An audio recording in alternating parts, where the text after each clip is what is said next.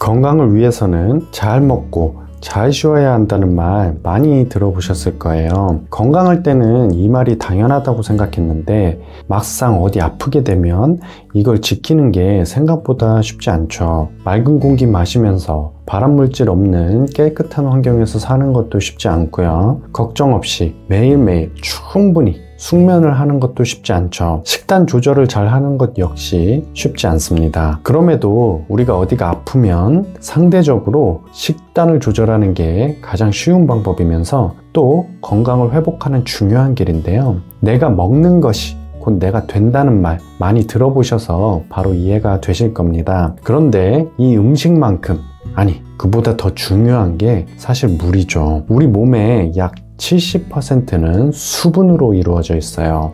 그런데 어떤 심각한 질병, 예를 들어서 암이 발생했다고 한다면 체내 수분 성분에 변화가 생기게 되죠. 그래서 물을 평소에 드시는 것보다 더더욱 신경 써서 드셔야 하는데요. 특히 방금 말씀드린 암 환자분들 같은 경우 수술이나 항암 치료를 거치면서 세포에 수분이 부족해질 거고 대사작용에도 문제가 생겨서 몸속 노폐물 배출에도 악영향을 받을 거고요. 또 전보다 더 피로감도 훨씬 많이 느끼면서 많이 힘들어지실 텐데요. 이렇게 몸에 수분이 변화하게 되면 여러 가지 문제가 발생합니다. 보통 혈액이 탁해진다, 끈적끈적해진다 이렇게 표현을 하죠. 대부분의 문제가 여기서부터 시작이 돼요. 암 진단받기 훨씬 전부터 내가 자각하지 못했을 뿐이지 이미 이런 문제가 있었을 거예요. 그래서 이 물을 잘 섭취하셔서 항암 치료가 끝나더라도 꾸준히 지속적으로 유지해서 몸에 무너진 균형을 바로 세워야 해요. 아울러 이왕 물 드실 때 몸에 좋은 차도 드시는 걸 추천을 드립니다. 자,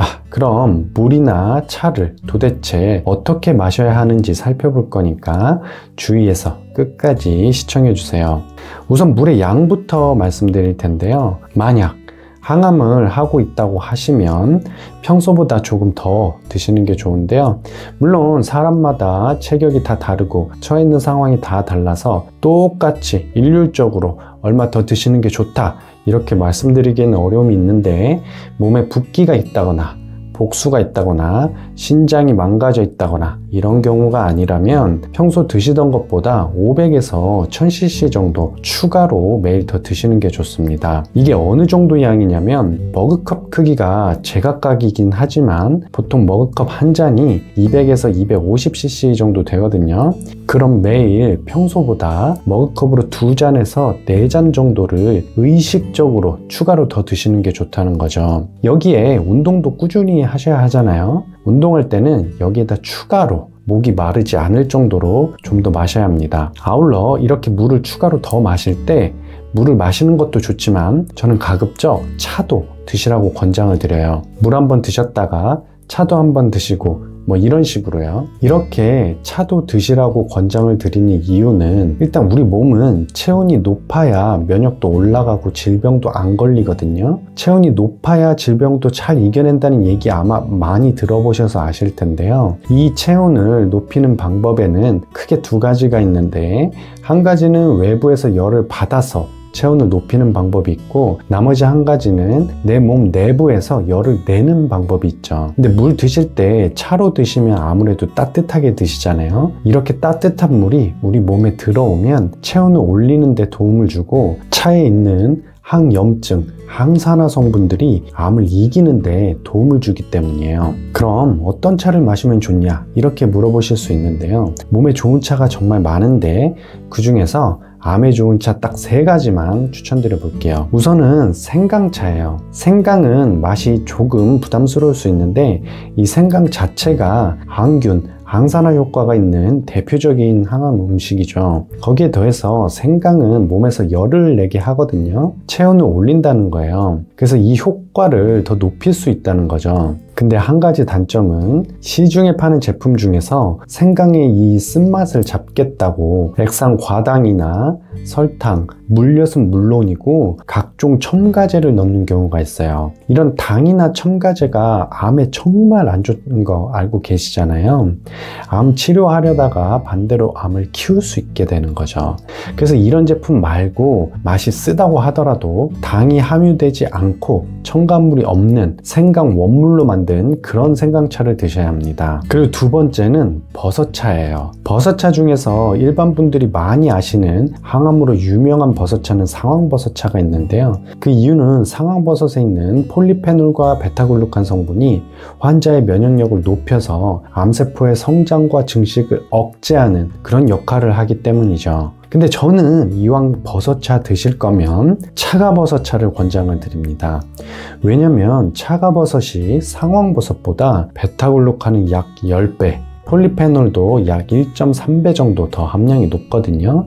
그래서 항암 효과를 기대하고 드신다면 이왕이면 차가버섯차를 드시라고 권장을 드려요. 이 차가버섯은 고르실 때 최상급 원물을 저온에서 농축한 제품을 고르셔야 하고요. 당연히 다른 첨가물 없이 원물 100%를 추출한 분말로 된 제품을 고르셔야 하고, 아울러 이 분말이 공기에 노출이 되면 영양분이 산화되기 때문에 이렇게 스틱으로 개별 포장된 제품을 드시는 게 좋습니다. 이런 스틱 제품 같은 경우에는 가지고 다니면서 수시로 이렇게 드시기에도 편하고요. 혹시 이 제품 정보가 필요하시면 영상 하단에 댓글에 정보를 남겨 놓을 테니까 한번 보시면 도움이 되실 거예요.